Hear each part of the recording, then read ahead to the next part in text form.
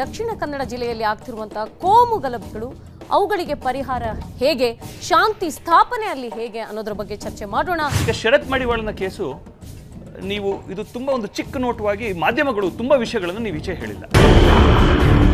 Just because ಶರತ್ ಅವ್ರು politics ನಲ್ಲಿ deal ಮಾಡ್ತಿದ್ದಾರೆ ಅಂತ ಹೇಳ್ಬಿಟ್ಟು ನಾವು ಶರತ್ ಬಗ್ಗೆ ತಗೊಂಡು ಕೂತ್ಕೊಂಡಿದೀವಿ. ಮುಸಲ್ಮಾನರ ಬಗ್ಗೆ ಇವರು ಎಷ್ಟೊಂದು ಹೀನಾಯವಾಗಿ ಮಾತಾಡ್ತಾನೆ ಅಂದ್ರೆ ಅವ್ರ ಅಂಗವಿಕಲರು, ಅವ್ರ ಹೆಣ್ಮಕ್ಳ ಬುರ್ಕವನ್ನು ತೆಗೀರಿ, ಈ ರೀತಿ ಮಾತಾಡಿದ್ರೆ ಶಾಂತಿ ನೆಲೆಸುತ್ತಾ? ಅಸ್ರಫ್ ಸತ್ತಾಗ ಅವರು ಬರಲಿಲ್ಲ, ಮೂಮೆಂಟ್ಸ್ ಮಾಡಿಲ್ಲ, ಆ ಸಾವು ಸಾವಲ್ವಾ? ಶರತ್ ಸತ್ತಾಗ ಬಂದ್ರು, ಬರಬೇಕು ಅಂತ ಹೇಳಲ್ಲ. ಈ ತರ ಕೆಟ್ಟ ಮೂಮೆಂಟ್ಸ್ ಯಾಕೆ ಮಾಡ್ತೀರಿ?